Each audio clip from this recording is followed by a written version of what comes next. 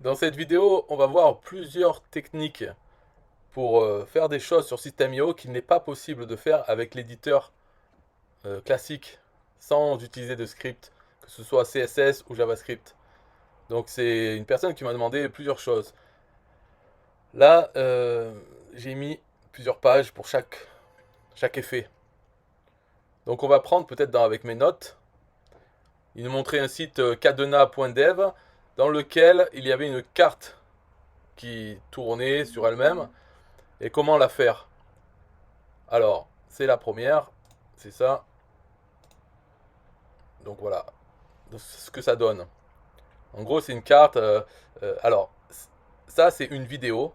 Donc la personne sur le site, elle a fait avec une vidéo et qui est en boucle.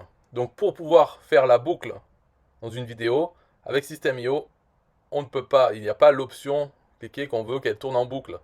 Il y a l'option autoplay. Donc ça, c'est le cas. Elle se lance directement, mais elle n'est pas en boucle. Donc il faut un JavaScript pour dire qu'elle soit en boucle. Après, il y avait autour une ombre comme ça lumineuse. Euh, donc ça, c'est aussi avec un code de CSS. Et pour faire cet effet aussi noir sur le côté, pour faire un peu en 3D. Donc tout ça, on va le montrer dedans. Donc là, quand on le voit ici, la vidéo, dans l'éditeur System.io, c'est toujours en 16 neuvième, quoi. En gros, elle est comme ça. Alors que la vidéo elle-même, elle est en verticale. Donc, ah oui, il me demandait aussi pour le background. Je sais pas si on voit à l'écran, mais le fond de la page, pour que ce soit un dégradé. Donc tout ça, c'est dans le code. Un seul code pour faire tout. Donc ici, c'est le JavaScript pour mettre simplement l'attribut loop, pour faire boucler la vidéo. Donc voilà, c'est ça. Et dans le CSS, ça c'est pour la section, donc pour le fond de la section, lui mettre un dégradé. Voilà. Et ensuite, pour faire la vidéo elle-même, la vidéo est mise dans je sais plus comment ça s'appelle le bleu là, c'est pas la section, c'est les rangées. Dans une rangée qui est autour de la vidéo pour pouvoir appliquer à cette rangée des effets. Donc là, il faut lui dire la taille et elle est un peu plus grande. On voit la largeur et 10 pixels plus grande que la vidéo elle-même. C'est pour pouvoir déborder sur le côté droit. Et sinon, ici, il y a le box shadow. C'est ça qui permet de faire la couleur autour. C'est-à-dire ça là, en violet. Parce que si on regarde dedans, donc ici, on voit qu'on a une rangée et la vidéo dedans. Bon, la rangée sur l'éditeur, il ne faut pas regarder, il ne faut pas espérer que dans l'éditeur, ça soit comme ce qu'on veut au final. Parce que l'éditeur est bloqué comme ça. Par exemple, là, il montre la rangée, elle n'est pas ici. Alors qu'une fois qu'on voit dans la page, la rangée, en fait, elle s'arrête au bord de ça. Et cette partie, c'est les 10 pixels qu'on a mis en plus. La vidéo, elle, on l'a mis à cette largeur. Et voilà, donc au final, ça donne ça et ça fonctionne. Donc c'était ce qui était demandé pour le premier cas. Ensuite, donc deuxième question, c'est comment faire les tours d'une boîte en couleur en CSS. Donc les tours, c'est par exemple faire l'ombre. Alors j'ai donné deux sites qu'on peut utiliser, c'est des générateurs de box shadow. Donc voilà, celui-là, c'est deux outils pareils, mais enfin pour faire la même chose. Et pour faire les bords en couleur, ça c'est pas box shadow, c'est les borders. Donc on peut faire en haut, à droite, en bas, à gauche. On peut avoir une taille différente de chaque bord et une couleur différente aussi. Donc ça pareil pour les faire, on a ça et ça, deux sites différents qui font la même chose. Et bien sûr, après, quand on a le code, ça nous génère un code CSS, il faut appliquer ce code à la rangée. Parce qu'on utilise toujours une rangée pour mettre quelque chose dedans, et c'est à cette rangée qu'on applique le CSS. Voilà, pour faire ça. Donc est-ce que j'avais fait? Non, bouton animé. Donc la deuxième chose, ensuite c'était un autre site où il m'a montré, il voulait faire des boutons avec un dégradé de couleur animé. Et comment le faire pas animé. Donc ça c'est, je donne le code ici. En gros, c'est le bouton, l'ID, l'attribut ID du bouton, on peut le retrouver. Là on l'applique directement au bouton, hein. Et donc on met ça, c'est-à-dire on dit que le fond de ce bouton, eh bien c'est un dégradé linéaire. Donc ça c'est toute cette ligne. Et comme animation, on lui dit voilà avec le temps pour que ça fasse bouger. Donc je vais montrer c'est quoi le qu'on veut obtenir à la fin. Donc, voilà, celui-là c'est avec un dégradé qui bouge. Celui-là, c'est le dégradé qui bouge pas, donc de gauche à droite. Alors, donc ça, si on veut faire le bouton juste avec le dégradé, mais sans animation, eh bien on ne met pas cette ligne. Et si on veut faire avec l'animation, on met ces deux lignes et on définit ici quelle est l'animation. Ça fait simplement bouger la position du fond du bouton. Donc de 0 à 50%, voilà, ça fait ça en transition. Hein. Donc ça passe à droite, à gauche, ça fait bouger le fond et ça donne l'impression que les couleurs bougent. Voilà. Donc ça c'est bon pour le bouton. Alors ce qui est bien c'est que tout le reste, la taille du bouton, le texte, la couleur du texte, l'ombre du bouton, tout ça on peut le contrôler dans l'éditeur System.io. Donc voilà, on a ça dans la page. Et quand on la voit, quand on fait le test, il y a les couleurs qui se mettent. Mais ici, on a quand même tous les contrôles sur la taille du texte, sous-titres, pas sous-titres, les marges, tout. Tout est bon. Tout ce qui change avec ce code, c'est d'ajouter des couleurs au lieu que ce soit bleu. Voilà, c'est la seule chose qui change. Ensuite, autre demande. Donc là, je donne un site ici pour créer des dégradés de couleurs et même avec l'animation. Donc avec ce site, on peut obtenir un code comme ça, mais il va falloir changer, au lieu que ce soit une classe, il faudra mettre l'ID, l'attribut ID du bouton. Mais en gros, avec ça, on peut faire des dégradés et des animations. Ensuite, on demandait changer le texte pour faire un effet de machine à écrire et, c'est pas ou bien, c'est et faire un compteur. Donc ça, c'est deux scripts. On est obligé, c'est du JavaScript. Donc l'effet machine à écrire, je montre ce que ça donne. Voilà. Ça écrit une phrase et après ça revient en arrière. Donc ça fait une pause, hop, ça revient en arrière. Et ça écrit la deuxième phrase. Donc bien sûr, si c'est que un mot à chaque fois, parce que c'était ça l'exemple, c'était un mot. Voilà, ça fait ça fait toutes les phrases qu'on a mis. Et ensuite, ça recommence. Donc pour ça, c'est un script qui est là. Donc déjà, on met un titre, ce qui permet de faire tout ce qu'on veut avec le titre, niveau de couleur, les caractères. Et ensuite, le code dedans. Donc il n'y a pas besoin de s'en occuper. Simplement, c'est ici James Sentences. C'est là qu'il faut mettre toutes les phrases qu'on veut, ou les mots. Et puis voilà, après on arrête. Et dans James Text ID, c'est l'attribut ID du titre, du texte.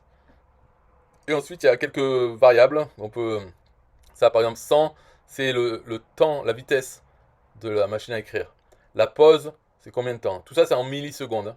Donc 100, ça veut dire que en une seconde, il y aura 10 lettres écrites. Si on veut que ce soit plus lent, il faut augmenter ce chiffre. Là, la pause, 2000, c'est 2 secondes. Et James Loop, c'est pour savoir combien de fois on veut faire le tour de toutes les phrases. Si on met 0, ça boucle à l'infini. Sinon, on met 1 pour que ça le fasse qu'une fois. Et quand ça arrive à la fin, ça s'arrête. Voilà. Pour cet effet. Et l'autre effet, c'était les compteurs qu'on voit souvent comme ça. Là. Donc là, c'est pareil, c'est un script. On peut... donc on va voir dedans comment c'est. Voilà, là, c'est des titres. Ici. Et dans le script, donc il est une fois, on peut le faire autant de fois qu'on veut, donc en commençant comme ça. Donc là, une ligne, ça permet de faire un titre. Donc start James Counter, en donnant l'ID du texte, du titre, en mettant 0, c'est pour dire que ça compte de 0 à 1000, de 0 à 200. Et là, c'est la vitesse en millisecondes pour que ça augmente le chiffre.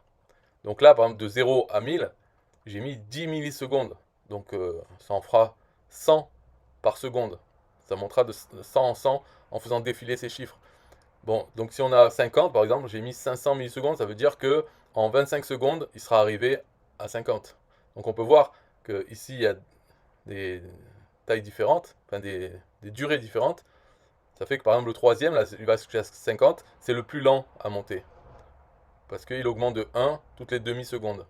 Alors que lui, par exemple, qui va jusqu'à 1000, il monte très vite, il fait 10 millisecondes. Donc il y a juste à faire ça, c'est ça qui change. Le reste, on peut le laisser. C'est pour lancer le compteur, c'est comme ça. Alors bien sûr, normalement, quand on a une page, c'est quand on défile la page, quand on arrive en bas, là où il y a les compteurs, c'est là qu'il commence à monter. Parce que si on le lance dès que la page est chargée, le temps qu'on défile, qu'on arrive en bas, tous les compteurs sont déjà arrivés au bout. Alors, pour faire ça, il faut mettre un autre script qui regarde où on en est dans le scroll et qui dit que quand on en est à, par exemple, quand on arrive à l'endroit où il y a le compteur, hop, simplement à ce moment-là, démarrer le compteur. Voilà comment on peut faire. Donc là, il faut rajouter JavaScript si on veut faire cet effet. Ensuite, qu'est-ce qu'il y avait d'autre? Donc changer le texte, ok. Avoir un titre animé. Donc là, c'était une animation. Alors c'était sur un site, un exemple, qui sont faits avec WordPress. Donc WordPress, ils ont plein de plugins pour faire des animations. Mais là, si on veut faire sur System.io, une façon assez simple pour le faire, c'est un site qui permet de faire plein d'animations. Et ça nous donne ensuite le CSS qu'il nous faut. Et par contre, il faut, pareil qu'avec l'autre, là, il faut changer la classe par l'attribut ID du titre. Donc ça donne... Là, j'ai fait juste un petit exemple, mais il y a plein d'animations possibles. Donc ça fait cet exemple, voilà. Hop, il arrive comme ça. Alors que quand on le regarde dans l'éditeur, c'est simplement un titre. Bon, c'est toujours pareil les exemples, hein, mais... Donc ça fait ça. Et là, par contre, il vaut mieux le faire en début de page, parce que sinon ça se lance de suite. Voilà, éditeur, comme ça, c'est juste un titre avec l'ID de ça et le code HTML qui est là. Donc tout ça, il a été généré par le site Animista. Donc il nous donne tout ça, et sauf que ça, c'est une classe. Donc il faut remplacer ici par l'ID, de l'attribut ID du titre, et mettre un signe dièse ici, et non pas un point comme il y a dans les classes. Et tout le reste, c'est bon, ça change pas. Enfin, mais ça change pas, c'est ce qu'il nous donne. Parce que bien sûr, quand on génère l'animation avec ce site, ça nous donne des animations différentes. Ensuite, on m'a demandé pour avoir un slider de témoignage automatique. Donc pour ça, il y a une librairie qui s'appelle Swiper.js, donc qui permet de faire... Donc là, pour l'exemple, j'ai mis que du texte, mais voilà, témoignage 1, témoignage 2, ça c'est... Bien sûr, c'est que du HTML, c'est-à-dire c'est un texte. Mais on pourrait mettre une image, mettre un div, donc pour faire une fiche comme une carte, parce qu'il voulait des témoignages d'un site d'avis. Donc il suffit de faire une carte, quoi, le code HTML pour faire une carte qu'on peut trouver sur internet n'importe où là, et mettre ça dedans. Parce que quand on voit dans le code, c'est très simple là, ça aussi. Hein. En gros, voilà, bon, il y a ça, c'est pour appeler la librairie Swiper. Et ensuite, là-dedans, c'est comment dire, les configurations de Swiper. Parce qu'on peut faire plein de choses avec Swiper. C'est vraiment, là, lui, il voulait quelque chose qui tourne automatiquement. Donc c'est pour ça que j'ai mis celui-là de configuration. Mais on peut faire plein d'autres choses. Et ensuite, le code HTML, c'est juste ça. Donc ça veut dire que dans chacun, ici dans le div class Swiper slide, slide c'est un écran là, une fiche ou je sais pas quoi. Donc là-dedans, on peut mettre le code HTML pour faire une carte ou une image ou autre. Et on en met autant qu'on veut et ça sera adapté. Donc plus on en met, plus il y aura de choses à passer. Parce que là, on peut passer, donc témoignage 3, si je vais témoignage 5, revenir en arrière. Voilà. Donc là, j'ai mis dans la configuration que ça se fait automatiquement, mais à partir du moment où on commence à cliquer, à changer, là, ça ne refait pas automatiquement. Mais on peut faire aussi que quand on interagit avec, hop, il continue quand même à passer au suivant. Et le nombre de temps, tout ça, c'est dans la configuration. C'est ici. Le délai est en millisecondes, donc 2 secondes et demie. Et ici, disable on interaction, true. Si je mets false, ça ne va pas le désactiver à partir du moment où la personne commence à l'utiliser, le slider. Et le délai, on peut mettre plus long, si on veut que ça reste plus longtemps sur chaque fiche. Ok. Donc ensuite, la demande c'était comment faire des transitions entre les sections pour pas que ce soit horizontal.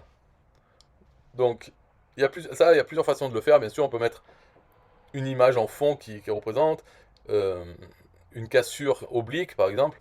Ou bien moi j'ai utilisé des vagues animées qui permet de faire transparent en haut. Et ensuite, il y a les vagues blanches. Et la section d'après, c'est du blanc. Donc ça fait une belle transition avec des vagues.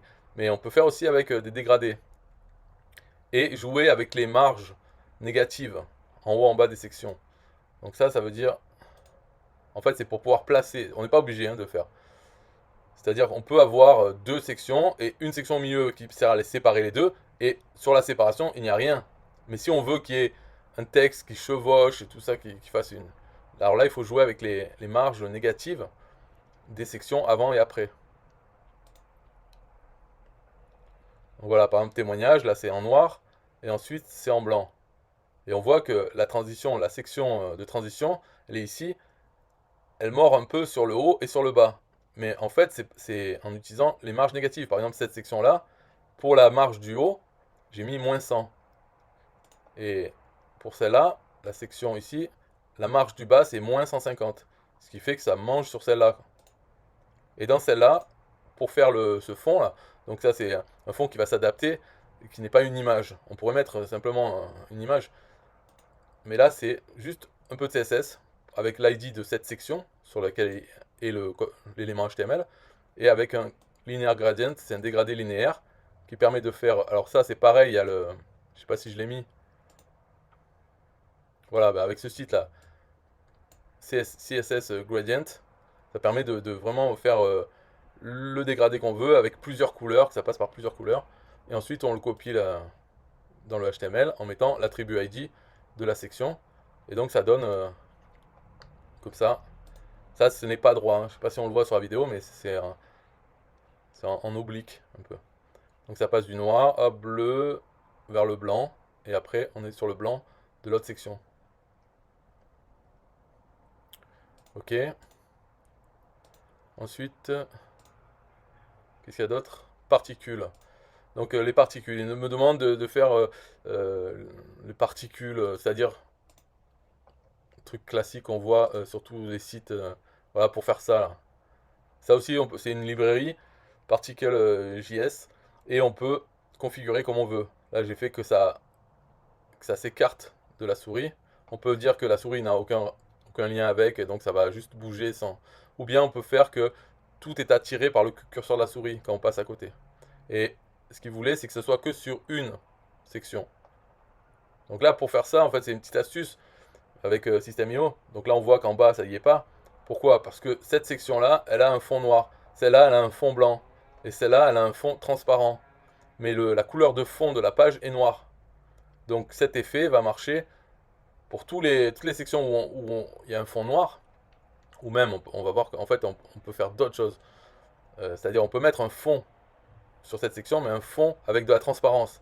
Par exemple, du blanc avec une transparence à 10, simplement. Ce qui fait que ça va apparaître gris ici. Mais on verra toujours derrière les particules. Donc dans une page, on peut avoir l'entête comme ça, et une des sections en bas, on voit encore cette animation, mais bleu par exemple, en mettant une autre couleur en transparence qui fasse du bleu ou du noir. Enfin bref, on peut retrouver les particules, mais les particules sont toujours sur l'écran en train de bouger, sauf qu'on ne les voit pas là parce qu'elles sont couvertes par la couleur de fond de cette section. Donc pour donner une idée là, on va éditer. Bon là j'ai pas beaucoup de sections, mais si ça ferait mieux l'effet, là on va le faire juste pour le...